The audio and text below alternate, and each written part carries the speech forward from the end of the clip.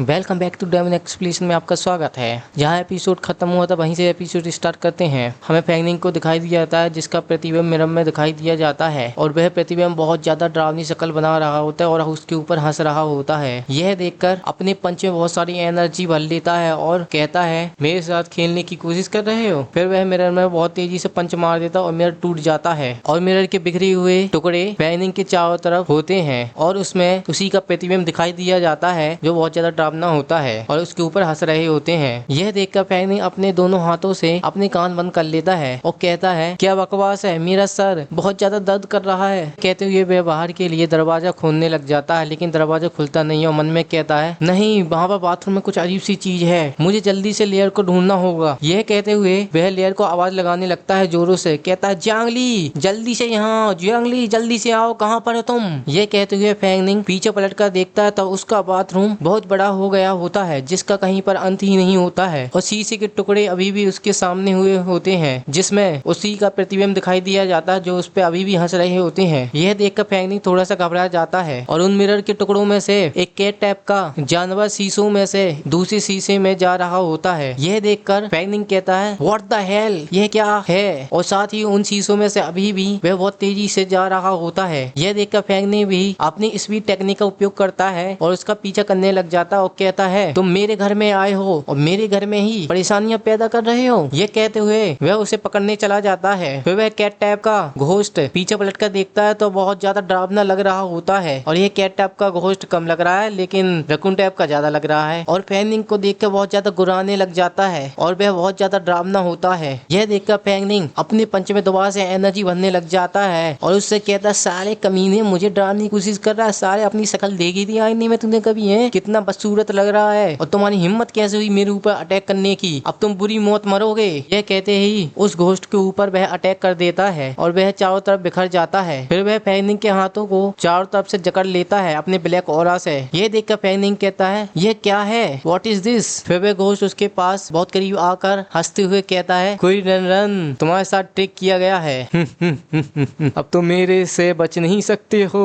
यह कहते हुए वह कैट टाइप का घोस्ट अभी भी बहुत अजीब सा लग रहा होता है। फिर हम फैंगनिंग को देखते हैं जिसके पूरे शरीर पर ब्लैक ऑरा ने कवर कर लिया होता है और फैंगनिंग कहता है मेरी बॉडी, मैं अपनी बॉडी को मूव क्यों नहीं कर सकता हूँ और मेरी पूरी बॉडी में ऐसा महसूस हो रहा है जैसे हजारों नुकीले खीले लगाई जा रही हैं और फैंगनिंग की पूरी बॉडी दिखाई दी जाती है जो उस घोस्ट ने उसकी बॉडी पर पूरी तरीके से ब्लैक ऑरा लगा दिया होता है और फैंगनिंग अपने दर्द से चिल्लाकर बहुत जोर से चिल्लाता और अपनी पावर को रिलीज करता है लेकिन उसकी पावर को ब्लैक ऑरा एब्जॉर्ब कर लेता है। फिर फैंगनिंग की बहुत बुरी हालत हो जाती है और उसे कुछ भी होश नहीं रहता है। यह देखकर वह कैट टाइप का घोस्ट कहता है हे बच्चे तुम अब मरने वाले हो।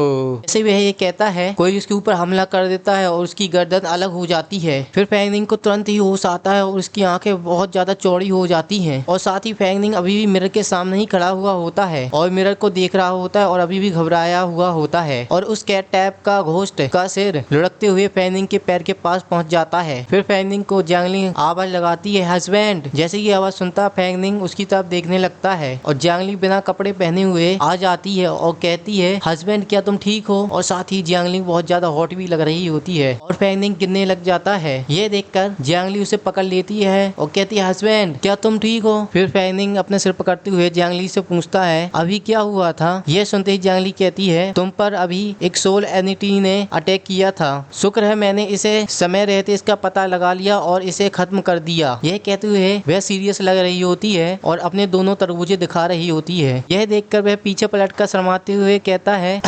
सोलेनिटी, और जियांगली वहीं पर खड़ी हुई होती है और कहती है हाँ वह एक स्पेशल टाइप की सोल एनिटी होती है जो मेंटल अटैक करती है। फिर फैंगनिंग मन में कहता है पानी को हमेशा बंद रखें जिसकी वजह से एनवायरनमेंट सुरक्षित रहे और साथ ही मैं भी सुरक्षित रहूं। इसकी बातों से कुछ और ही लग रहा होता है लेकिन आप लोग मत सोचना है ऐसी बात है, ठीक है। फिर वह नल को देखता है जो पानी के अंदर एक कॉलर पड़ी हुई होती है। यह देखकर कहता है इसे देखकर ऐसा नहीं लगता है कि एक वाइल्ड सोल है, वह मुझ पर क्यों अटैक करेगा। यह सुनते ही जियांगली मासूम शक्ल बनाती है और कहती है मुझे नहीं पता, ऐसी परिस्थिति बहुत ही खतरनाक थी इसलिए मैंने अपने आप को होल्ड बैक नहीं किया था और इसलिए मैंने उसे मार दिया और आगे इसी प्रकार की शक्ति को पूरी तरह से अपने ऊपर हावी मत होने देना, अन्यथा भले ही मैं तुम्हें वापस ला सकूं लेकिन इससे आपके मस्तिष्क के ऊपर बहुत ज्यादा हानिकारक प्रभाव होंगे। और फैंगनिंग उस ताबीज को अपने हाथ में लेकर देखने लग जाता है और जियांगली बहुत ज्यादा गुस्से में आकर कहती है, अगर मुझे पता चल गया कि वह कौन है तो मैं उन कमीनी को इतना मारूंगी कि उनकी चटनी पीस पीस कर कुत्तों को खिला दूंगी। जो कोई भी मेरे पति पर हमला करने की हिम्मत करेगा या कोशिश करेगा, मैं उनमें से एक को भी नहीं छोड़ूंगी और सबकी चटनी बनाऊंगी। और फैंगनिंग उस पट्टी को अभी भी देख रहा होता है और मन में कहता है, ऐसा लगता है कि किसी ने मुझे निशाना बनाया है, शायद मुझे कोई जानबूझकर मारना चाहता है। फिर फैंगनिंग जियांगली से हंसते हुए कहता है, खैर मैं ठीक हूँ, तुम वापस जाओ और कपड़े पहन लो, मैं यहाँ की साफ सफाई कर दूंगा। यह सुनकर जियांगली थोड़ा सा शर्मा जाती है और जाती हुई कहती है, ठीक है मैं जा रही हूँ। फिर फैंगनिंग सफाई करते हुए मन में कहता है, अगर लेयर ने समय रहते हुए मुझे नहीं खोजा होता और उसने मुझे नहीं बचाया होता तो शायद मैं पहले ही यहाँ चुपचाप मर चुका होता। सोल बीवी को हराने और जियांग चांग द्वारा आत्मा कौशल को जागृत करने के बाद मेरी मानसिकता थोड़ी जागृत हो गई थी, लेकिन मुझे लगता था कि मैं एक सुपर ह्यूमन हूँ जो कुछ भी संभाल सकता है। मैं सिर्फ मशहूर होने और पैसा कमाने के बारे में सोचता था। इस बात से अनजान की खतरा नजदीक आ रहा था। अब जब मैं इसके बारे में सोचता हूँ तो यह बहुत ज्यादा मूर्खतापूर्ण लगता है और ऐसा लगता है कि सोल आर्ट के बीच एक पारंपरिक संबंध होना चाहिए। मेरा 1,000 ईयर केवल डायरेक्ट कम्बैट के साथ बैटल में इफेक्ट हो सकता है, लेकिन जब एक बार और माइंड कंट्रोल सोल एंटिटी के साथ सामना होता है तो यह पावर बहुत ज्यादा यूजलेस हो जाती है। तो दुश्मन कौन है? क्या वे इसलिए आए क्योंकि हमने सोल बीवी को मार दिया था, या फिर यह हो सकता है कि ह्यूआन प्राथमिक विद्यालय में जियांग चांग की मौत के पीछे का मास्टरमाइंड है, या फिर यह दोनों ही संभव हो सकते हैं। अब जब दुश्मन अंधेरे में छिपा हुआ है तो उनके हमले और भी मजबूत हो जाएंगे। मैं यहाँ चुपचाप नहीं बैठ सकता हूँ। और वह अपनी सोच में इतना ज्यादा डूबा हुआ होता है कि उसे पता ही नहीं चलता कि जियांगली उसके पीछे आकर खड़ी भी हो गई है। फिर जियांगली हस्बैंड से कहती है, हस्बैंड मैंने कपड़े बदल लिए हैं। यह सुनकर फैंगनिंग पीछे पलटता है और देखता है तो जियांगली ने उसकी कपड़े पहन के रखे हुए होते हैं और इन कपड़ों में वास्तव में बहुत ज्यादा सेक्सी लग रही होती है और बहुत ज्यादा सुंदर लग रही होती है वास्तव में यार। और जियांगली साथ ही शर्मा भी रही होती है बहुत ज्यादा। फिर जियांगली कहती है, इन कपड़ों में से मेरे हस्बैंड की स्मेल आ रही है, यह बहुत ज्यादा अच्छी है। यह देखकर फैंगनिंग बहुत ज्यादा शर्माने लग जाता है और कहता है, मेरी जैकेट तुमने पहन के रखी है, जल्दी से इसे उतारो। यह सुनकर जियांगली बहुत ज्यादा खुश हो जाती है, उछलने लग जाती है और दौड़ने लग जाती है और वह कहती है, मैं नहीं उतारूंगी। और उसकी जैकेट में से एक कार्ड नीचे गिर जाता है और जियांगली हवा में उड़ जाती है और नीचे कार्ड को देखता है फैंगनिंग और उस कार्ड को उठा लेता है और फिर उस कार्ड को देखने लग जाता है। और हमें दूसरी साइड दिखाई दिया जाता है जहाँ पर एक लड़की बहुत ज्यादा खांस रही होती है और उसके मुंह से खून निकल रहा होता है। फिर वह आदमी उस लड़की को देखता है तो वह कहता है, हे तुम्हारे साथ क्या गलत है, क्या तुमने उन्हें खोज लिया? फिर वह लड़की बहुत ज्यादा घबराती हुई कहती है, मेरा शैडो स्क्वायर को किसी ने डिस्ट्रॉय कर दिया है। यह सुनते ही एबिसल पिग कहता है, व्हाट, क्या तुम क्या कह रही हो? क्या तुम्हारा शैडो स्क्वायर चौथे लेवल का सोल यूनिटी नहीं है क्या? यहाँ तक कि 5वें लेवल सोल हंटर को भी यह मार सकता है आसानी से और स्नीक अटैक से वह बच भी नहीं सकता है। फिर वह लड़की कहती है, मैं महसूस कर सकती थी कि मैंने लगभग उस सोल हंटर को मार ही दिया था, लेकिन तुरंत ही एक टेरिफाइंग पावर अपीयर हुई और शैडो स्क्वायर को तुरंत ही मार डाला उसने। और वह टेरिफाइंग पावर बहुत ही ज्यादा खतरनाक थी और साथ ही बहुत ज्यादा डर रही होती है और कहती है, मिस्टर चांग मैंने सचमुच अपना बेस्ट दिया है उस सोल हंटर को मारने के लिए, कृपया डॉक्टर के सामने मेरे लिए कुछ अच्छा कह सकते हैं प्लीज।